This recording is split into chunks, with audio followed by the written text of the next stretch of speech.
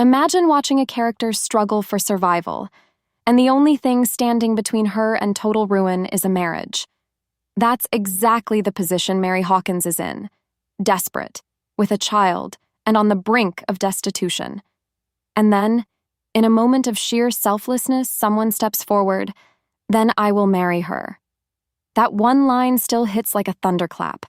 But as much as Outlander delivers powerful emotional punches, fans like me are holding our breath over how Season 8 will handle certain long-running character arcs.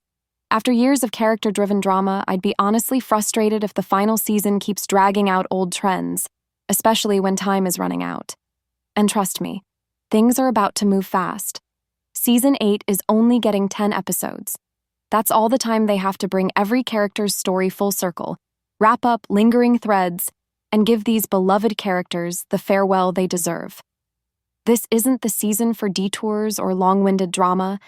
Everyone needs to get into position quickly because the final act of Outlander is about to begin, and it's promising an emotional roller coaster full of soaring highs, devastating lows, and likely one last jaw-dropping showdown before the end.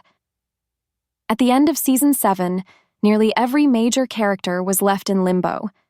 Jamie and Claire are heading back to Fraser's Ridge, trying to carve out a sliver of peace despite the Revolutionary War creeping ever closer in North Carolina. They're not alone. They've taken Fanny Pö with them, and there's a compelling theory floating around that she might actually be their granddaughter. If true, that would be a jaw-dropping twist. Meanwhile, Brianna and Roger are left in a bit of a time travel tangle. They're uncertain, emotionally adrift, and by the season's end, they don't really know where they stand, or where they should go next. But all signs point to a return to Fraser's Ridge in 1779 for a reunion with Jamie and Claire. That reunion, however, is a double-edged sword. Outlander is known for dragging out separations and making reunions feel like major emotional events. Jamie and Claire have been torn apart again and again, sometimes for hours, sometimes for decades, but always find their way back to each other. It's a core part of the show's DNA. Brianna and Roger have had their share of time-bending separations, too. In Season 7 alone, Roger ends up in 1739, leaving Brianna behind. So naturally, the eventual reunion in Season 8 between Brianna, Roger, and Jamie and Claire is already shaping up to be heart-wrenching. In the story, it's been 5 years since they last saw each other, and the emotions will be raw. But here's the thing. There's just no time to stretch that reunion across the whole season.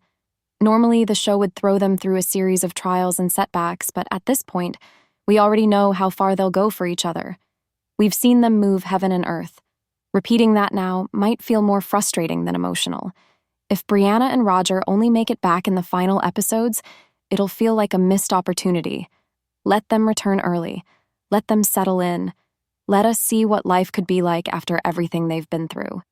Give us a taste of peace before the final curtain falls. And peace is something we rarely get in Outlander, especially with all the unfinished stories still looming. One of the most intriguing mysteries centers on Claire's long-lost daughter, Faith. Brianna doesn't even know that Claire was shot during the Battle of Monmouth, or that Jamie and Claire took in Fanny. She's in the dark on all of it, including Claire's growing belief that Faith, the baby they all thought had died, might have actually survived.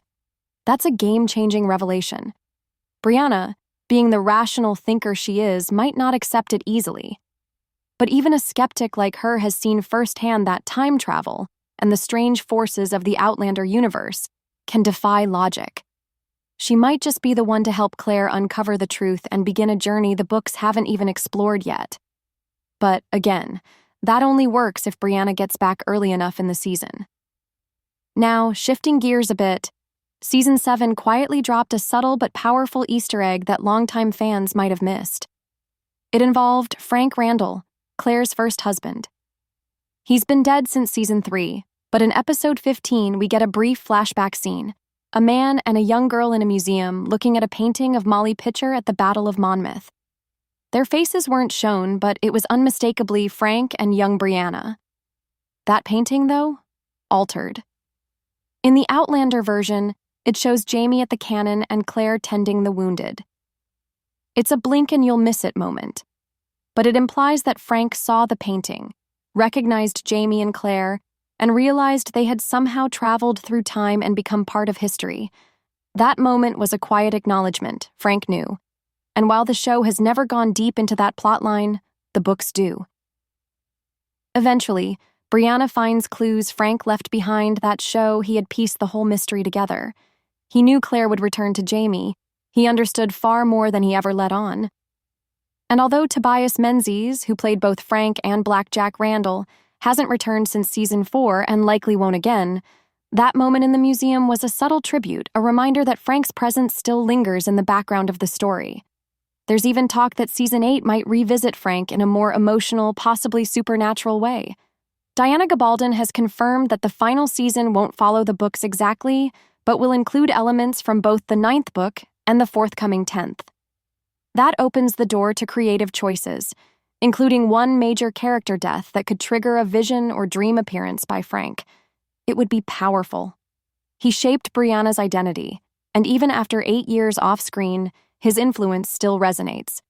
So here's what we're looking at. Season 8 of Outlander has to do a lot, and fast.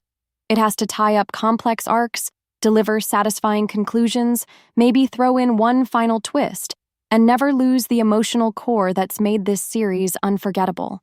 That means cutting out the slow burns and unnecessary delays. Bring the family back together now. Lean into the heart of the story. Give us those powerful moments that remind us why we've stuck with this show through centuries of time travel, love, war, and heartbreak.